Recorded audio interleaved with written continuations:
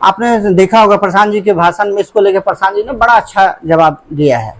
यहाँ का बजट ही है 2.5 लाख करोड़ का, और ये माई बहन योजना का पॉपुलेशन आप करते हैं तो 1.5 लाख करोड़ रुपया करीबन करीबन आपको माँ बहन योजना में चला जाता है। बताइए कि अगर 2.5 लाख का 1.5 लाख चला गया तो 1 लाख में बाकी योजनाएं और बाकी चीज को आप कैसे मैनेज कर पाएंगे। तो ये बस भाषण है, जमीन रूप से ये कभी उसने ये स्थिति आने वाली है नहीं है। तो ये देखिए, ये पूरा इलाका बुद्धिजीवियों का इलाका है।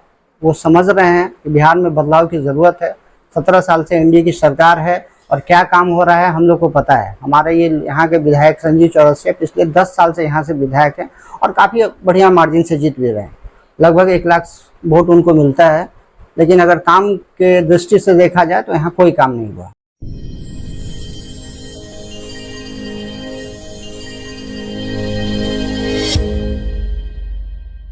से आप भी लड़ने जा रहे हैं दीघा विधानसभा से, तो क्या तैयारी है इस चुनाव को लेकर?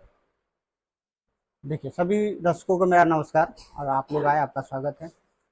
जैसा कि आपको पता है कि अक्टूबर 2025 को पूरे बिहार में इलेक्शन है और दीघा ऑब्वियसली दीघा विधानसभा में भी है।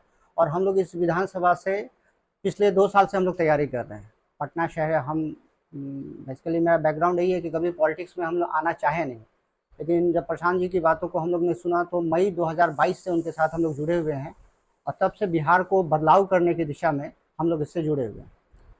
और तैयारी की जहाँ तक बात है तो ये देखिए, ये पूरा इलाका बुद्धिजीवियों का इलाका है। वो समझ रहे हैं कि बिहार में बदलाव की ज़रूरत है। 17 साल से एनडीए की सरकार है और क्या काम हो रहा है हम लोग को पता है। हमारे ये यहाँ के विधायक संजीव चौरसिया पिछले 10 साल से यहाँ से विधायक हैं और काफ़ी बढ़िया मार्जिन से जीत भी रहे हैं। लगभग 1 लाख वोट उनको मिलता है, लेकिन अगर काम के दृष्टि से देखा जाए तो यहाँ कोई काम नहीं हुआ। अभी हम पिछले 4 महीना से इस इलाके में डोर टू डोर कैंपेन कर रहे हैं। अभी ward number 22A, 22B, 22C, Mainpura, ये सब राजीव नगर, सारे इलाकों में हम लोग ने गया। अधिकतर जगहों पे हमारे जो वर्तमान विधायक हैं संजीव चौरसिया को, उनको लोग पहचानते भी नहीं हैं। इलेक्शन के समय लोग उनको देखते हैं, उसके बाद 5 साल तक भूल जाते हैं। रोड, नली गली तो एक इशू है ही, उसके अलावे भी बहुत सारे मुद्दे हैं जहाँ से लोग यहाँ से खुश नहीं हैं। लेकिन कहते हैं कि बिहार की जो राजनीति है वो विकल्प विहीन राजनीति की शिकार है। आपके पास कोई विकल्प नहीं है, इसलिए आप बीजेपी को वोट दे रहे हैं, जो यहाँ के लोगों का मानना है। जनसुराज एक बहुत बड़ा और मजबूत विकल्प लेके आया है यहाँ पे, और लोग इसके लिए, हम लोग जहाँ जहाँ लोगों से मिल रहे हैं, लोग ये समझ रहे हैं कि जनसुराज एक विकल्प है और आने वाले समय में जनसुराज यहाँ पे एक मजबूत स्थिति में आपको दिखेगी। सर, दीघा विधानसभा के जनता से आप क्या कुछ कमी दिखती है रोड नल जल के अलावा? देखिए, आप तो पूरे पटने में चले जाइए, पहले तो रोड की स्थिति है ठीक थी, अभी चले जाइए हर जगह खुदाई है। कहीं नमामि गंगे का काम हो रहा है, कभी नल जल योजना का काम हो रहा है, कहीं गैस पाइपलाइन का काम हो रहा है। एक भी ऐसा इस इलाका में जगह नहीं है जहाँ पे रोड की स्थिति आपको सही निकलेगी। एक तो ये है कमी। सब जगह लोग नाली गली से फिर परेशान होने लगे, बीच में स्थिति इनकी सुधरी थी, फिर परेशान होना शुरू हो गया।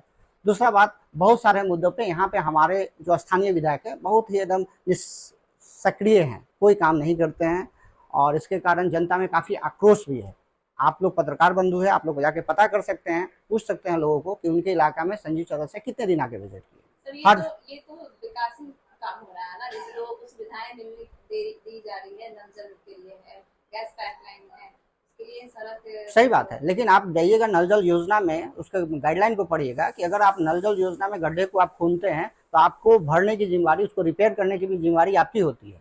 आप देखिए, गड्ढे तो आए, पाइपलाइन बिछ गया, उसके बाद रिपेयरिंग का कोई काम नहीं हुआ।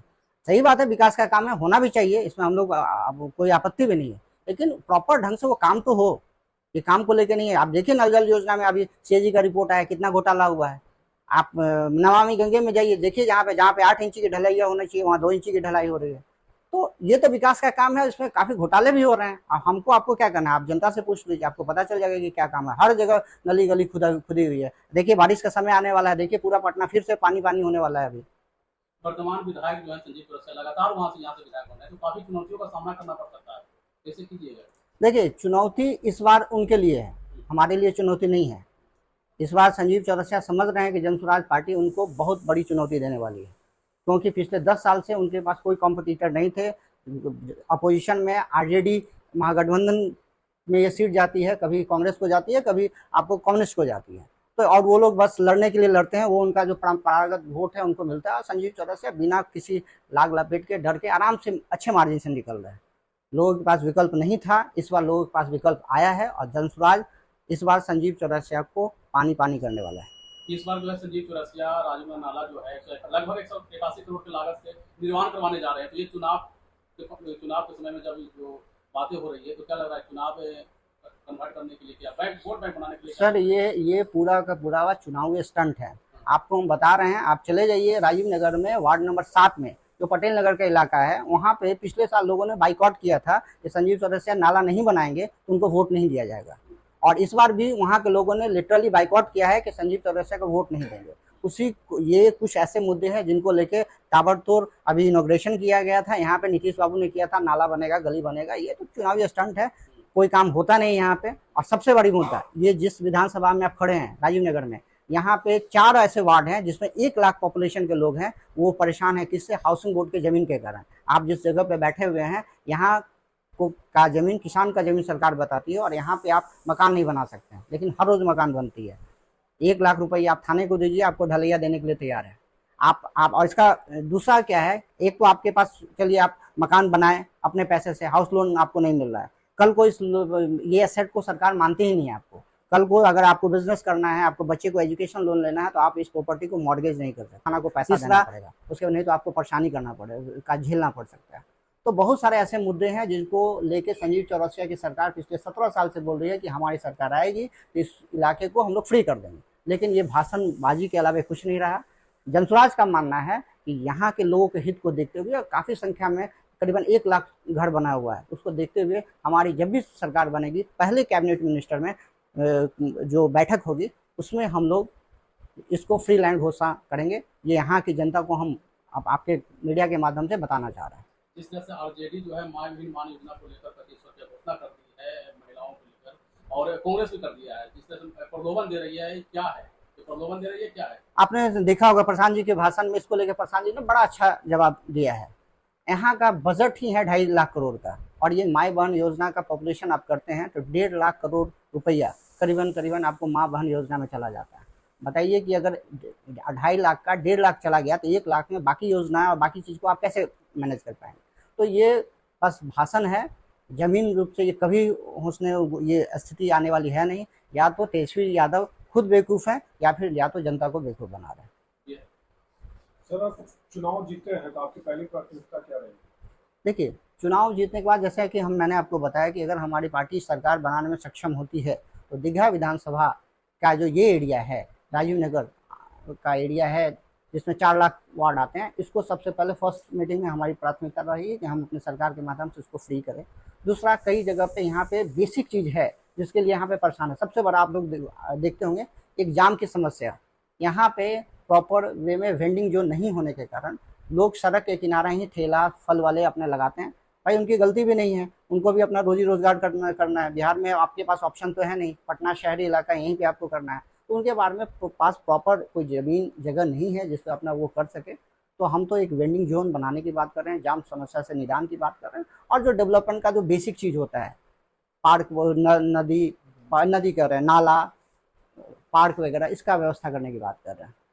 और सबसे बड़ी बात, इस इलाके में बहुत सारे वैसे घर हैं जहाँ के यहाँ के बच्चे, आपको पता होगा कि सारे पलायन करके चले जा रहे हैं दिल्ली और कोलकाता, मद्रास, जहाँ भी उनको नौकरी मिल रही है। बुजुर्गों की संख्या में बहुत ज़्यादा इजाफा हुआ है, मतलब कि वैसे बुजुर्ग जिनके घर में बच्चे नहीं है, दिल्ली कलकत्ता मद्रास कमा रहे हैं, वो लोग हस्बैंड वाइफ रह रहे हैं और उनको छोटे छोटे इलाज करने के लिए बहुत सारा प्रॉब्लम हो रहा है। तो हमारा ये सोच है कि हम लोग एक मोहल्ला क्लिनिक के तौर पे इसको डेवलप करेंगे, और इसके लिए ज़्यादा खर्च की ज़रूरत नहीं है। जो भी हमारा आंगनबाड़ी केंद्र है वहाँ पे अगर फर्स्ट ग्रेड के एएनएम को भी हम लोग रख सकते हैं तो हम लोग इस कार्य योजना पे अमल किया जा सकता है। मतलब अपने क्षेत्र की जनता से आप क्या कुछ अपील करें?